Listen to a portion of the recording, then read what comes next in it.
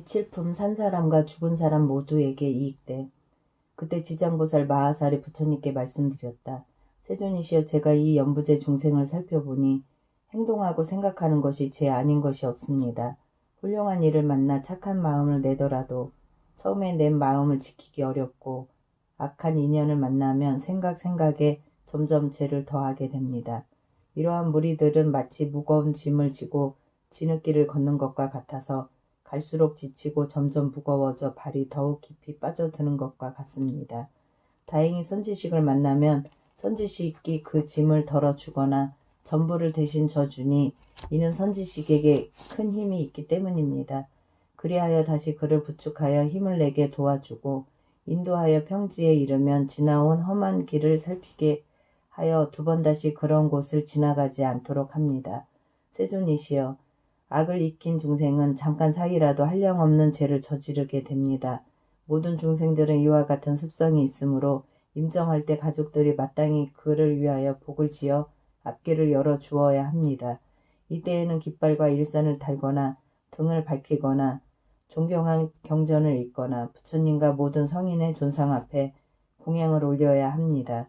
부처님과 보살, 벽지부를 생각하며 한 분 한 분의 명호를 분명히 불러서 임종하는 사람의 귀에 들려주어 마음에 새겨지도록 하면 그 중생이 지은 악업으로 악도에 떨어지게 되었더라도 가족들이 그를 위하여 성스러운 인연을 닦은 공덕으로 그가 지은 죄가 모두 소멸될 것입니다. 또 그가 죽은 뒤 49일 안에 가족들이 여러 가지 좋은 공덕을 지어주면 그 중생은 영원히 악도를 여의고 인간과 천상에 나서 뛰어나고 좋은 즐거움을 받게 되며 현재의 가족들도 한량없는 이익을 받을 것입니다. 그러므로 제가 부처님을 모신 지금 촐령팔부와 인간 아닌 이들과 연부제 중생에게 임종하는 날에 살생을 하지 말고 모든 악연을 짓지 말며 귀신을 숭배하거나 도깨비들에게 제사하여 절하고 구하는 일 따위를 하지 말라고 권합니다. 왜냐하면 살생하거나 귀신에게 제사 지내는 것은 털끝만큼도 죽은 사람에게 이익이 되지 않으며 죄만 더욱 깊고 무겁게 할 뿐이기 때문입니다. 설령 현생에 성현의 유신력을 얻어 내생에 인간이나 천상에 나게 되더라도 임종할 때 가족들이 악을 지으면 죽은 사람이 그 재앙에 대해 변론하느라 좋은 곳에 남이 늦어지거늘 하물며 임종하는 사람이 생전에 작은 성근도 짓지 않았다면 그 본업에 따라 스스로 악도의 과보를 받게 되는데 가족들이 다시 악업을 더해야 되겠습니까? 그것은 마치 먼 길을 가는 사람이 식량은 떨어진 지 사흘이 되었고 100근이 넘는 짐을 졌는데 이웃 사람을 만나서 그가 또 작은 짐이라도 얹으면 어려움이 더 커지는 것과 같습니다. 세존이시여, 제가 이 연부제의 중생을 보니 모든 부처님의 가르침에 따라 착한 일을 털 하나, 물 한 방울, 모래 하나, 먼지 한 톨만큼만 하더라도 이로 인한 이익은 모두 자신이 얻게 됩니다. 이 말씀을 하실 때 법회 중에 대변 장자가 있었다. 이 장자는 오래전에 무생법을 증득하였으며 시방세계의 중생을 교화제도하느라 장자의 몸으로 나타낸 이였다. 그가 합장 공경하고 지장보살께 여쭈었다. 보살이시여, 이 남연부제의 중생이 목숨을 마친 뒤에 그 가족들이 그를 위하여 공덕을 닦고 죄를 베풀어 여러 가지 선한 일을 하며 목숨을 마친 사람이 큰 이익을 얻어 해탈할 수 있습니까? 지장보살이 대답하였다. 장자여, 내가 지금 부처님의 위신력을 받들어 미래와 현재의 모든 중생들을 위해 간략히 말하겠습니다. 장자여, 미래와 현재의 모든 중생들의 임종할 때에 한 분의 부처님, 보살, 벽지불의 명호만 들어도 제가 있고 없고를 가릴 것이 없이 모두가 해탈을 얻을 것입니다. 살아있을 때 선한 일보다 죄를 많이 지은 사람이 죽은 뒤 가족들이 그를 위하여 훌륭한 공덕을 지어 복을 닦아주게 되면 그 공덕의 7분의 1은 죽은 자에게 돌아가고 나머지 6은 산 사람의 이익이 됩니다. 그러므로 미래와 현재의 선남자, 선여인들은 이 말을 명심하여 스스로 복을 닦으면 그 공덕은 모두 얻을 수 있습니다. 죽음이 불현듯 닥쳐오면 어둠 속에 헤매는 혼신이 되어 자신의 죄와 복을 알지 못하고 49일 동안 바보와 귀머거리처럼 지내다가 염라대왕 앞에서 모든 업가를 따지는 심판이 있은 뒤에야 업에 따라 새로운 생을 받게 됩니다. 앞길을 알지 못하는 동안에 근심과 고통이 천만 가지인데 더구나 모든 악도에 떨어진다면 어떠하겠습니까? 목숨을 바친 사람이 아직 생을 받지 못하는 49일 동안은 모든 가족과 친척들이 복을 지어 고통에서 구해주기를 간절히 바라다가 이날이 지나면 자신이 지은 업에 따라 과보를 받게 됩니다. 그가 제일 많은 중생이라면 천년 만년을 지나도 해탈할 날이 없을 것입니다. 우무간 지옥에 떨어질 큰 죄를 지어 대지옥에 떨어진다면 천겁 만겁토록 온갖 고통을 받습니다. 장자여, 이런 제업 중생이 목숨을 바친 뒤에 가족과 친척이 그를 위하여 영제를 베풀어 선업을 도와줄 때는 죄를 마치기 전이나 죄를 올리는 동안 쌀뜨물이나 나물 잎사귀 등을 함부로 땅에 버리지 말고 모든 음식을 부처님과 스님들께 올리기 전에 먼저 먹지 말아야 합니다. 만약 이를 어기고 먼저 먹거나 성스럽고 정갈하게 만들지 않으면 이 망자는 복력을 얻지 못하게 됩니다. 그러나 정성을 다하여 청정하게 만든 음식을 부처님과 스님들께 올리면 망자는 그 공덕의 7분의 1을 얻게 됩니다. 그러므로 장자여, 연부제의 중생이 목숨을 마친 부모나 가족들을 위하여 지극한 마음으로 정성스럽고 청정한 제를 베풀어 공양을 올리면 산 사람과 죽은 사람 모두가 이익을 얻은 것입니다. 산 사람과 죽은 사람 모두가 이익을 얻는 것입니다. 이 말씀을 하실 때 도리천궁에 있던 천만억 나유타의 연부제 귀신들 모두가 한량없는 보리심을 발하였고 대변장자는 가르침을 받들고 기뻐하며 절하고 물러났다. 제8품 염라왕들을 찬탄하다. 그때 철위산에 있는 한량없는 귀왕들이 염라천자와 함께 도리천에 와서 부처님이 계신 곳으로 모였다. 이를테면 악독귀왕, 다학귀왕, 대쟁귀왕, 백호귀왕, 혈호귀왕, 적호귀왕, 산왕귀왕, 비신귀왕, 전광귀왕, 낭하귀왕, 천왕귀왕, 담수귀왕, 부석귀왕, 주모귀왕, 주황귀왕, 주복귀왕, 주식귀왕, 주재귀왕, 주축귀왕, 주금귀왕, 주수귀왕, 주말귀왕, 주상귀왕, 주매귀왕, 주질귀왕, 주험귀왕, 삼목귀왕, 사목귀왕, 오목귀왕, 기리실왕, 대기리실왕, 기리차왕, 대기리차왕, 아나타왕, 대아나타왕 등이었다. 이들 큰 귀왕들은 각각 백천의 작은 귀왕들을 데리고 모두 연부제에서 있으면서 각자 맡은 바와 머무는 곳이 따로 있었다. 이 모든 귀왕들은 염라천자와 함께 부처님의 위신력과 지장보살의 힘을 받들어 도리천에 올라와 한쪽에 서 있었다. 그때 염라천자가 무릎 꿇고 합장하며 부처님께 말씀드렸다. 세존이시여, 저희들이 지금 부처님의 위신력과 지장보살 마하살의 힘을 받들어 이 도리천의 큰 법회에 오게 된 것은 좋은 이익을 얻을 수 있기 때문입니다. 제가 궁금한 것이 있어 감히 세존께 엽듣나니 세존이시여, 저희를 위해 자비로서 말씀하여 주옵소서. 부처님께서 염라천자에게 말씀하셨다. 그대는 무엇이든 물어보라. 내 그대를 위해 말하겠노라. 이때 염라천자가 세존을 우러러 절하고 지장보살을 돌아보고는 부처님께 말씀드렸다. 세존이시여, 제가 지장보살을 보니 육도 중에 있으면서 백천가지 방편으로 재고중생을 끊임없이 제도하면서 피로와 괴로움을 마다하지 않습니다.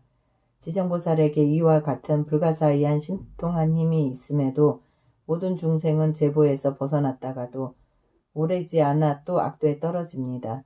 세존이시여, 지장보살에게 이와 같은 불가사의한 신력이 있음에도 어찌하여 중생들은 옳은 법에 의지하지 않아 영원한 해탈을 얻지 못하는지요. 세존이시여, 저를 위해 말씀하여 주옵소서. 부처님께서 말씀하셨다. 남연부제의 중생들은 성품이 억세고 거칠어 다스리고 길들이기 어렵지만 지장보살은 백천겁 동안 이와 같은 중생들을 하나하나 구제하여 해탈로 이끌고 있다. 이러한 죄인들과 큰 악도에 떨어진 중생들까지도 지장보살의 방편력으로 그들이 숙세의 일을 깨닫게 하여 근본 어변에서 구제하건만 연부제의 중생들은 악습이 무겁게 맺혀서 구제되었다가 또 금방 돌아가므로 지장보살이 오랜 겁을 지내면서 수고롭게 제도하여야 비로소 해탈하게 된다. 비유하자면 어떤 사람이 정신이 흐려 자기 집을 잃고 헤매다가 험한 길로 잘못 들어섰는데 거기에 수많은 야차와 호랑이, 사자, 구렁이, 독사 따위가 있어 그 사람이 이 길에 들어서자마자 여러 악독한 짐승들과 곧 마주치게 되었다. 그때 큰 술법으로 모든 악독한 것들을 잘 막아낼 수 있는 선지식이 있어 험한 길로 들어가려고 하는 미혹한 사람에게 말하였다. 이 가련한 사람이여 어쩌자고 이런 길로 들어섰습니까? 그대가 무슨 기이한 수법이라도 있어서 저 모든 사나운 것들을 물리칠 수 있다는 말입니까? 그 사람은 이 말을 듣고서 비로소 위험을 깨닫고 곧 물러나서 그 길에서 벗어나고자 하였다. 그때 선지식이 손을 잡고 이끌어 다시 좋은 길로 인도하여 안전하게 해주고는 또 말하였다. 딱한 사람아, 다음부터는 절대 저 길로 가지 마시오. 저 길로 들어가면 좀처럼 벗어나기 어렵고 목숨도 잃게 됩니다. 이 길을 잃었던 사람은 이에 감동하였다. 헤어질 때 선지식은 또 말하기를 만약 길 가는 사람을 보거든 친지거나 아니거나 사람이거나 여자거나 간에 저 길에는 여러 가지 사납고 독한 것이 많아서 목숨을 잃는다고 말하여 그들로 하여금 죽음의 길로 들어서지 않게 하라고 하는 것과 같다. 이렇듯 대자비를 갖춘 지장보살이 재고 중생을 구제하여 천상이나 인간으로 나게 하고 즐거움을 받도록 해주며 그들이 업보의 괴로움을 알고 악도를 벗어나 다시 그런 일을 겪지 않게 하는 것은 저 길 잃은 사람이 험한 길로 잘못 들어갔을 때 선지식을 만나 구출되어 다시는 그곳에 빠져들지 않는 것과 같다. 또 다른 사람을 만나면 들어가지 말도록 권하며 스스로 말하기를 이 미혹으로 인하여 도리어 해탈을 얻었으니 다시 들어가지 않으리라고 한다. 그러나 여전히 어리석은 사람은 예전에 빠졌던 험한 길임을 모르고 또다시 그 길을 밟아 목숨을 잃어 악도에 떨어지기도 한다.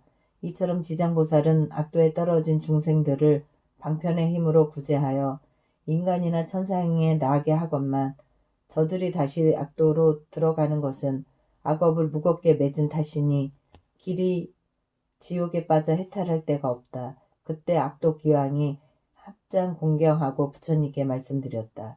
세존이시여 한량없이 많은 저희들 모든 귀왕이 연부제에 있으면서 사람들에게 이익을 주기도 하고 손해를 끼치기도 하는 것이 각각 서로 다른 것은 업보가 다르기 때문입니다. 저희 권속들이 여러 세계를 다녀보면 악함이 많고 선함은 적습니다. 저희가 사람의 가정이나 도시, 마을, 장원, 건물을 지나다가 어떤 남자나 여인이 티끌만큼이라도 착한 일을 하거나 산보를 찬양하는 깃발이나 일산을 하나라도 달거나 약간의 향과 꽃을 불상이나 보살상 앞에 올리거나 존중한 경전을 독송하면서 한 글귀 한 개송이라도 향을 사르며 공양하는 것만 보아도 저희 귀양들은 이 사람을 과거 현재 미래의 부처님 같이 공경하겠습니다. 또 큰 힘이 있거나 토지를 맡은 작은 귀신들이 이들을 보호하게 하여 나쁜 일, 횡해, 몹쓸 병이나 마음에 맞지 않는 일들이 이 사람의 집 근처에서 일어나지 않게 하겠거늘 하물며 그런 것이 그 집안으로 들어가게 하겠습니까? 부처님께서 귀왕을 칭찬하셨다. 훌륭하도다. 그대와 염라천자가 그처럼 선남자 선여인을 보호하니 나도 범천왕과 제석천왕에 일러 그대들을 지키고 돕게 하겠노라. 이 말씀을 하실 때 법회 중에 있던 주명귀왕이 부처님께 말씀드렸다. 세존이시여 저는 본래의 어변으로 연부제 사람의 수명을 맡아 태어나고 죽음을 모두 관장하옵니다. 저의 본원은 중생을 크게 이롭게 하려는 것이지만 중생들은 제 뜻을 알지 못하여 나고 죽음에 편안하지 못합니다. 이 연부제의 아기가 태어날 때 남자거나 여자거나 집안 사람들이 착한 일을 하면 집안이 더 이롭게 되고 토지신이 한없이 기뻐하여서 아기와 산모를 보호하고 큰 안락을 얻게 하며 가족들도 이롭게 합니다. 아기를 낳은 뒤에는 살생하지 말아야 하지만 중생들은 여러 가지 비린 것을 산모에게 먹이고 가족 친척들이 모여 술을 마시고 고기를 먹으며 노래를 부르고 풍악을 울리며 즐긴다면 산모와 아기가 편안함과 즐거움을 얻지 못하게 됩니다. 왜냐하면 해산할 때면 수없이 많은 악귀와 도깨비들이 비린내나는 피를 먹으려 하기 때문입니다. 그러므로 제가 미리 집안의 토지신들이 산모와 아기를 잘 보호하여 편안하게 해주도록 합니다. 사람들은 마땅히 이에 감사하고 복을 베풀어 모든 토지신들에게 보답해야 함에도 도리어 살생하여 잔치를 벌이니 이는 스스로 재앙을 불러 아기와 산모를 함께 해치게 됩니다. 또 저는 연부제에서 임종하는 사람이면 모두 선악을 묻지 않고 악도에 떨어지지 않게 하려고 애를 쓰고 있사온데 하물며 스스로 성근을 닦아서 제 힘을 도와주는 사람은 어떠하겠습니까?